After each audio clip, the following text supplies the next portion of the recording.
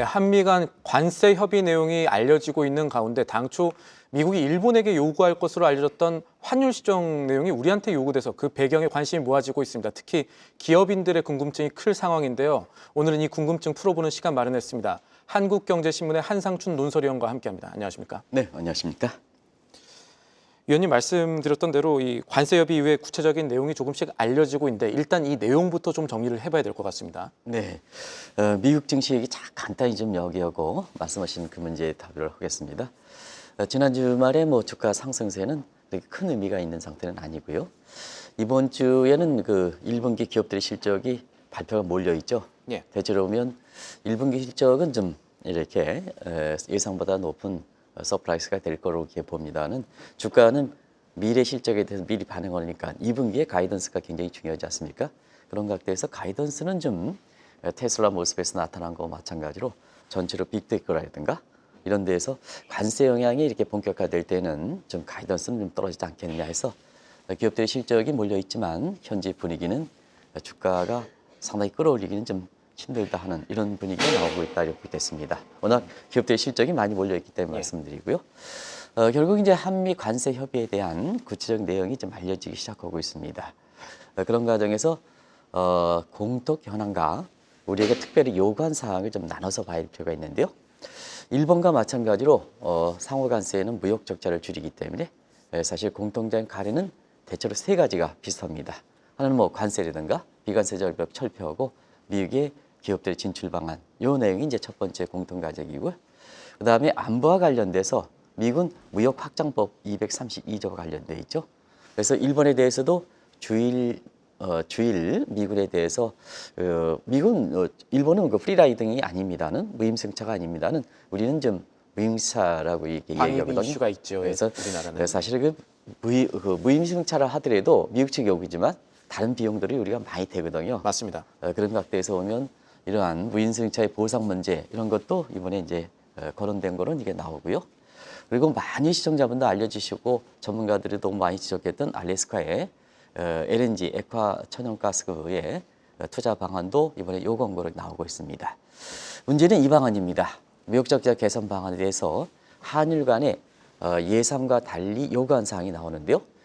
일본에 대해서는 시청자 여러분도 아시겠습니다는 한국에 요구할 가능성, 예를 들어서 농산물이라든가 이런 쪽 민간 품목에 대해서 쇠고기라든가 이런 쪽에 대해서 한국에 요구할 거를 이렇게 봤는데요. 일본은 쇠고기 협상은 뺐다 하더라도 사실 쌀 수입 개방이라든가 이런 문제에 대해서 요구했던 것도 하나의 눈에 띄는 대목이었었는데요. 그럼 정작 우리에는 어떻게 될까? 우리 입장에서는 옛날에 이 쇠고기 협상 문제라든가 이런 게 거센 그 농민의 반발 이런 것 때문에 우리가 긴장했던 것은 농산물 분야거든요. 근데 우리에는 농산물 분야는 아직까지 나오지 않는 것 같고요. 오히려 일본에게 요구했던 원화의 약세 시정 방안에 대해서 얘기했던 것이 하나의 특색이다. 그러면 이게 어떤 의도를 갖고 있느냐? 앞으로 이제 이번 주부터 실무법 협상이 이제 본격적으로 진행되는데요.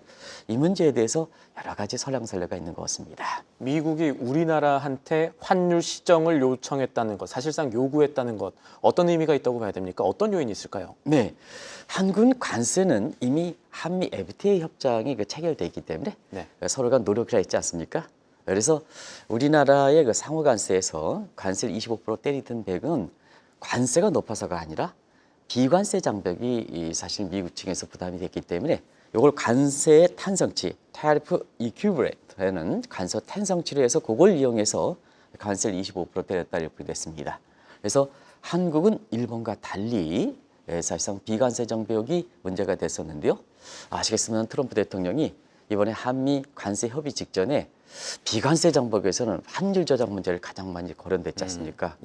8개 우선순위 중에서 환율 조작 문제를 가장 거론됐지 않습니까? 그런 각도에서 보면 관세의 가장 맹점은 이렇게 피해국들이 자국 통화 약세하는 거거든요. 왜냐하면 관세는 대표적인 가격 할증 정책이기 때문에 가격 할인 정책인 자국 통화 약세로 하면 무력화됐습니다. 그래서 이익인 평가 절하가 사실 비관세 장벽이다. 이런 각도에서 얘기한 게 아닌가 생각합니다. 결과적으로 보면 사실 시청자 여러분이 아시겠습니다는 지금의 환율 조작 문제는 2015년 베넷 해치 카퍼에 의해서 무역 적자가 200억 달러 이상, 경상수지가 GDP 대해서 2% 이상, 환율 개입 비용이 2% 이상 다들 아실 겁니다. 근데 이게 공식적인 허미다는 이렇게 환율 문제를 지적하다 보니까 2019년에 공식적으로 베넷 해치 카퍼에 의해서 환율 조작을 한다면 2019년에 중국에 대해서는 하지 못했거든요. 근데 종합무역법에 의해서 2019년 이렇게 중국에 대해서 환율 조작국을 지정한 사례가 있거든요. 예. 그러다 보니까 한국에 대해서도 베넷 해치 카퍼의 세 가지 조건을 보면 한국이 환율 관철 대상국 정도는 들어가겠습니다는 이번에 이렇게 특별히 원화의 시정 문제를 할 때는 2019년에 중국에 대해서 부과했던 옴니버스 액트 즉 종합무역법에서 한국을 환율 조작으로 중국과 마찬가지로 이렇게 지정하는 게 아니냐 이 문제가 지금 이렇게 나오는 상황이거든요. 근데 실행코드 한번 보시겠습니다. 우리 경제 성장 1분기에 역성장했지 않습니까? 역성장했는데 내수는 뭐 상당히 어렵고요. 그나마 마이너스 0.2% 버텨온 것이 반도체를 비롯한 수출이지 않습니까? 근데 여기에 환율 조작을 걸리면 우리 경제 입장에서는 굉장히 비상이 걸리겠죠. 이런 문제가 지금 실무급 협상을 앞두고 사실 최대 관심사로 떠오르고 있다 이렇게 보시면 되겠습니다. 관련해서 이런 흐름들이 최근 달러도 약세지 않습니까? 네, 달러 그렇습니다. 움직임이 만족스럽지 않은 미국, 특히나 이 스콧 베선트 미국 재무장관의 어떤 의중이 반영된 것이다라는 시각도 있는데 여기에 대해서는 어떻게 보십니까? 네, 베선트라고 이제 재무장관 이렇게 해서 우리 이렇게 방송에 책임을 맡고 있는 이 부장께서 이제 베선트 이렇게 하는데 베선트로 좀 통일시켜 달라 이렇게 예. 말씀하시는데요. 베선트 입장에서는 사실 환율의 주무부서죠. 그런 과정에서 최근에 마라 구상을 위해서는 안정적인 달러 가치가 유지가 굉장히 중요하거든요. 그래서 과다한 달러 강세도 바람직스럽지 않고 과소한 달러 약세도 사실 바람직스럽지 않기 때문에 안정적인 달러 가치가 돼야 되거든요. 그럼 그게 됐을 때는 어떤 각도로 돼야 될 것인가 하는 측면에서는 투 트랙 스트레치, 이원적 전략으로 돼야 됩니다. 그래서 무역 적자 비중이 상대적으로 이렇게 적은 유럽 통화에 대해서는 달러가 강세를 보여야 되고 그다음에 무역 적자 비중이 높은 아시아 통화에 대해서는 한국이 원화가 되겠죠. 약달러가 보여야 되거든요. 근데 실제로 보면 트럼프 취임 이후에 달러 모습을 이렇게 보면 지금 이제 달러 인덱스가 지난 주에 이제 다소 오른 거로 나온 것이 있습니다는 트럼프 당선 직후에서부터 지금까지 이렇게 보면 달러 인덱스 같은 경우에는 지금 사실 110대에서 지금 99대로 떨어진 상황이거든요. 근데 이 모습에서 이렇게 보면 사실 그렇습니다. 유럽 통화에 대해서는 오히려 이렇게 달러가 강세를 보여야 되는 약세를 보이고 아시아 통화에 대해서는 사실 달러가 약세를 보여야 되는 강세를 보이거든요. 그러다 보니까 미국의 의도와는 상당히 다른 측면으로 가는 거죠. 그렇기 때문에 이 노력을 시정하기 측면에서 일본보다도 한국이 사실 한미 관세 협의에 환율 부분에 아낄 거를 갖고 있기 때문에 이걸 협상의 카드로 사용하기 위한 의도도 작용한 것이 아닌가 이렇게 보고 있습니다. 결과적으로는 한미 관세 협의의 환율 분야 문제는 여러 가지로 우리 입장에서는 상당히 실무급 회담에 대응할 때 굉장히 그 배경을 미국의 의도를 잘 읽을 필요가 있다는 것을 말씀을 드리겠습니다. 네, 이 현재 환율, 달러와 흐름 관련해서는 미국 입장에서 두 개의 악의 축이 형성되고 있다는 얘기도 나온다고 하는데 이 두 개의 악의 축이라는 게 무엇을 뜻합니까? 네, S of Evil이라 해서 사실 두 개의 양대축이 되는데요. 요거는 지금 미국의 관세 정책의 가장 이렇게 타겟이 중국이지 않습니까? 예. 네, 그런 각도에서 원과 위안화가 너무 상관계수가 높다는 얘기입니다. 중국에 쏠려 있다는 얘기죠. 그런 과정에서 첫 번째 이렇게 악의 축은 미국에서 가장 싫어하는 중국에 대해서 원화가 위안화의 상관계수가 0.80 이상으로 올라가고 있습니다. 시청자 여러분도 아시겠습니다만 위안화가 여기 시장에서 한때 7.4 위안대까지 높아지다 보니까 우리 원달러 환율이 1,480원대까지 올라간 적이 있죠. 그러다 보니까 미국 입장에서는 상당히 이것이 부담이 된다. 이게 첫 번째 악의 축이다 이렇게 볼 수 있고요. 또 환율 수준 자체가 미국의 환율 정책에서 가장 이탈이 많은 수준입니다. 미국의 무역 적자를 해소하기 위해서 원달러 내 적정 수준은 시청자 여러분한테 여러 가지 추정 방식이 있습니다는 미국의 무역 불균형을 해소한 측면에서는 미국에서 원달러 환율의 적정 수준은 1,250원 정도를 보고 있거든요. 그럼 한번 보겠습니다. 지난 4월 25일 날 주말이 되겠죠. 원달러 환율이 1,438원으로 끝났습니다. 그러면 적정선이 1,250원이라 하면 이 수준보다 결과적으로 130원 이상이, 180원 이상이 높은 수준이거든요. 미국 입장에서는 그만큼 부담이 되는 거죠. 됩니다. 결과적으로 지금 10대 최악의 국가로 선정한 국가 중에서 그 중에서도 우리 원화가 가장 절하됐다. 그러면 절하했다면 1분기에 우리의 무역 적자가 미국의 무역 적자가 사실 이렇게 줄이려는데도 불구하고 우리 무역 적자가 더 악화됐거든요. 그런 과정에서 보면 이게 눈에 가시처럼 보이는 것이 아닌가 이렇게 보고 있습니다.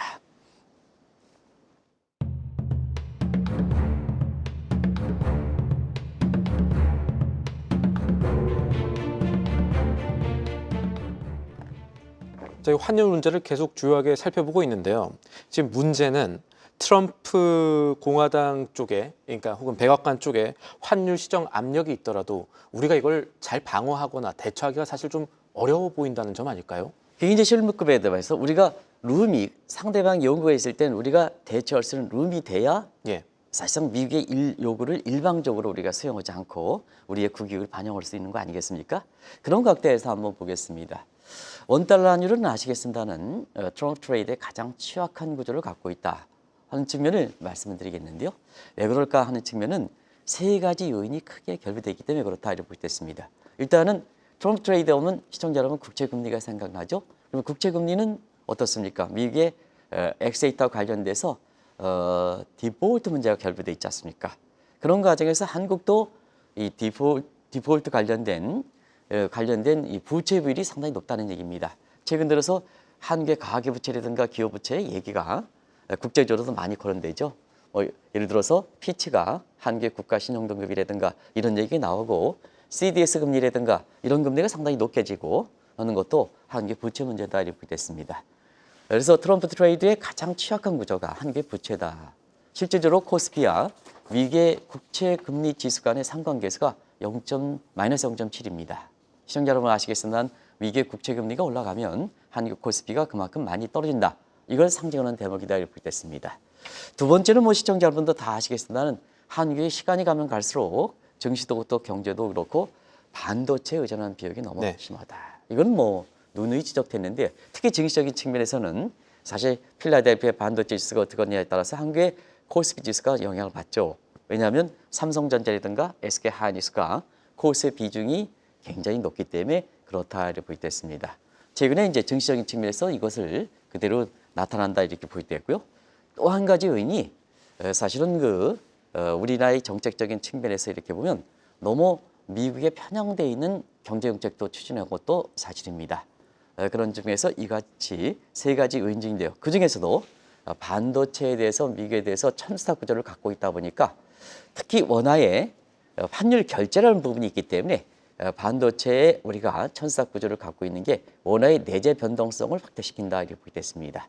최근에 이렇게 보면은 환율 자체는 이렇게 1,400원대 그 초반에서 움직입니다는 변동성이 굉장히 심하거든요. 이런 요인이 사실 일방적으로 환율이 올라가거나 떨어지면 우리가 대응할 수가 있습니다. 근데 환율이 그날 변동하면 사실은 상대방 입장에서 변동이 심하면 뭐든지 대응하기가 가장 어렵거든요. 그런 측면에서 우리가 미국의 요구사항에 대해서 우리가 대응한다는 측면에서 보면 취약성을 갖고 있다 이렇게 됐습니다. 말씀드린 한국이 트럼프 트레이드의 취약한 구조라는 것은 아까와 같이 이어지는 부분인데 원달러 환율 설정에서 사실 이 시정의 키를 준 게 우리가 아니라 미국이라는 점이겠고 그 과정에서 이게 우리한테는 큰 과제가 될 것 같은데요. 어떻습니까? 네. 국익을 반영하는 데는 협상을 하든 협의를 하든 레버리지 카드가 상당히 중요합니다. 예. 그래야 다양한 변수를 지적하지 않고 국민의 저항이 적은 상태에서 자기 자신의 의도를 또 이익을 반영할 수가 있는 거거든요. 확실한 키를 주면 좋거든요. 그런 과정에서 우리의 환율 구조를 한번 보겠습니다. 원화의 내재 변동성이 가장 취약한 구조를 갖고 있는데요. 이게 환율 상승을 가능성을 높게 하는 거거든요. 한번 보겠습니다. 트럼프 집권 2기에는 지금 원화 환율이 1,400원대 넘어서 1,500원대 얘기가 많이 나왔습니다. 지금 많이 죽었지만. 그리고 일본의 엔화라든가 위안화가 우리가 한국과 같이 상관계수가 높아서 동반 절하 가능성이 있어서 미국의 입장에서는 상당히 이 환율 문제를 거론할 수밖에 없거든요. 근데 아직까지는 위안화에 대해서, 아직까지는 엔화에 대해서 이 공식적으로 거론되지 못한 상태입니다.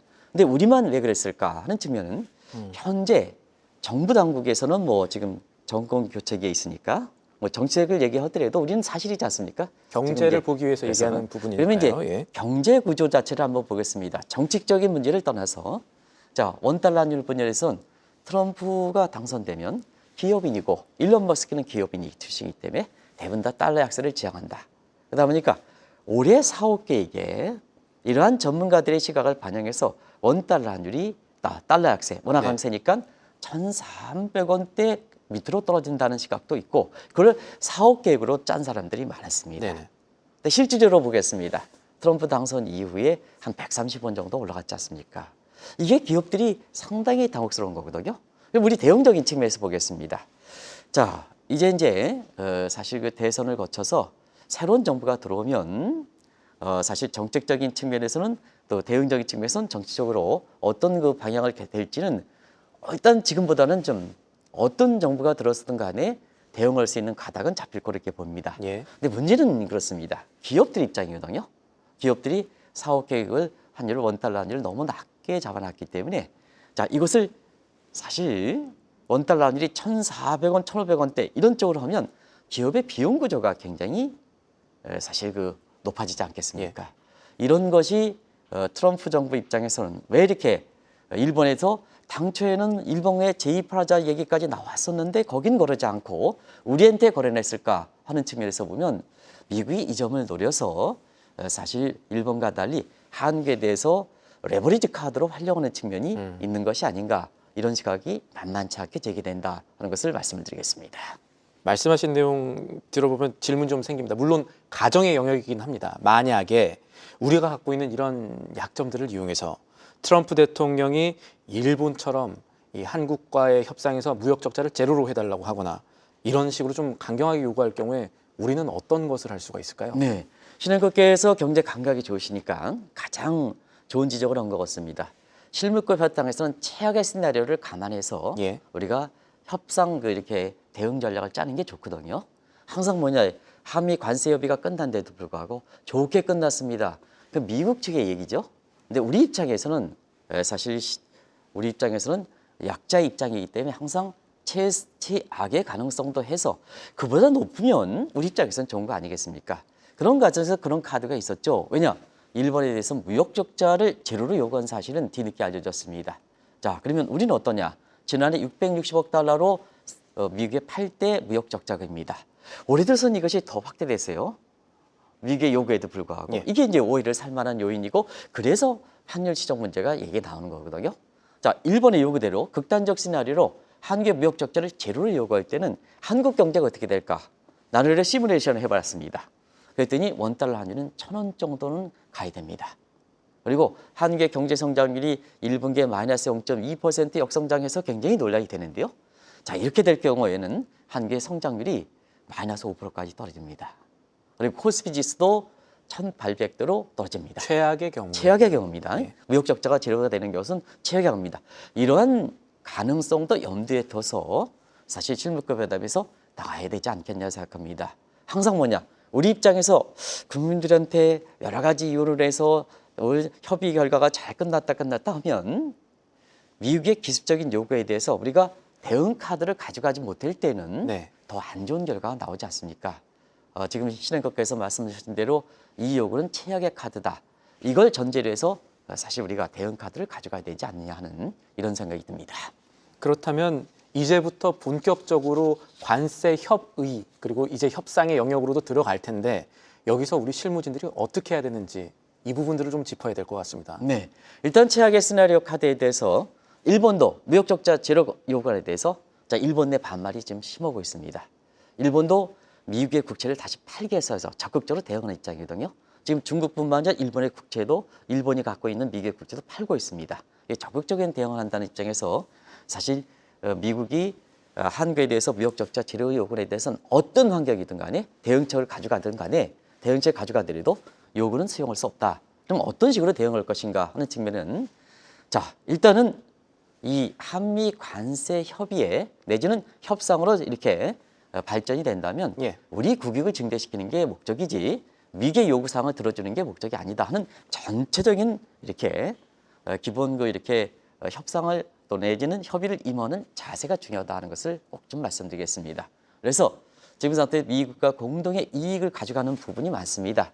이건 적극적으로 내줘라.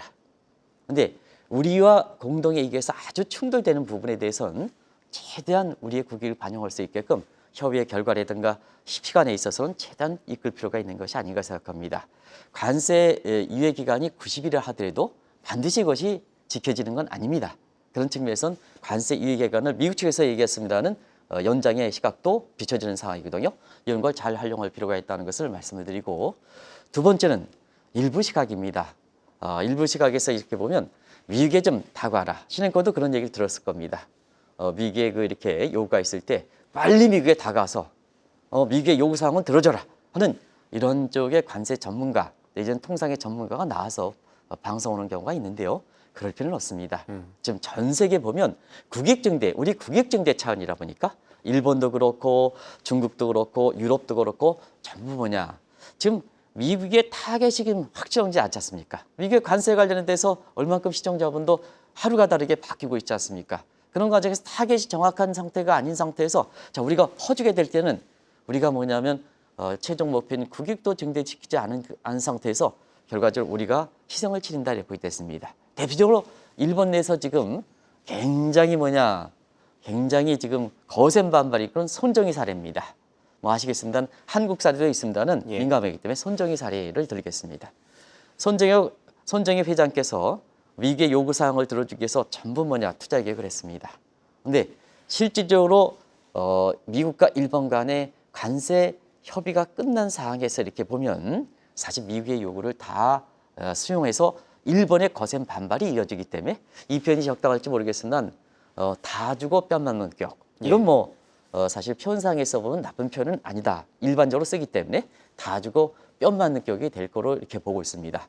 그런 과정에서 꼭 좀 말씀드리면, 자, 실무급에 대해서 고민은 많을 겁니다. 우리가 대응적인 측면에서는 이렇게 가져갈 수 있는 카드가 그렇게 많지 않기 때문에, 그래서 꼭 좀 말씀드리겠습니다. 미국의 트럼프 협상에서 선두가 후 협상은 처음에 상호 관세가 최선이 될 수가 있습니다. 25%가 최선, 우리가 이제 상호 관세 25%죠? 예. 25%가 최선이 될 수가 있습니다. 그렇기 때문에 이후에 실무급에서 하면 요거를 감안해서 우리의 국익을 증대시키는 차원에 이렇게 미국과 협의를 해야 되지 않겠느냐 이렇게 생각합니다. 항상 그렇습니다. 미국은 상호관세 25% 때리는데 미국 입장에서 사실 자국의 국익 입장을 더 좋을 수 있는, 더 증대시킬 수 있는 한국이 주는 A 게임의 협상안이 첫 관세 25% 이상으로 더 늘지 않으면 그냥 25% 가져가려고 합니다. 그게 이제 상호관세 25% 때린 트럼프 입장에서 협상의 우위 파트너 입장에서는 그것이 자존심을 상하지 않은 방안이죠. 그래서 첫 관세 부과 25%가 가장 최선이다. 이런 상태에서 실무급 협상에 우리의 국익을 증대시키는 차원에 접근할 필요가 있지 않느냐 하는 생각이 듭니다. 알겠습니다. 우리 기업, 우리 국익을 위해서 어떻게 나아가야 하느냐, 놓쳐서는 안 되는 중요한 대목인데 오늘 말씀 여기까지 듣겠습니다. 한국경제신문사의 한상춘 논설이었습니다. 감사합니다. 네, 고맙습니다. 계속해서 다양한 경제 이슈를 알고 싶다면 구독과 좋아요, 알림 설정 부탁드립니다. AI 캐스터 권미정이었습니다.